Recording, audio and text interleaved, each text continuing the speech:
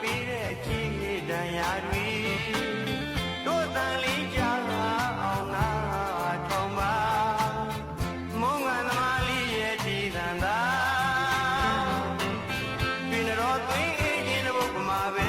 မပါသေးရင်မဖျားလေးရဲ့စိတ်နဲ့မိမလားလေးတယောက်ကပေး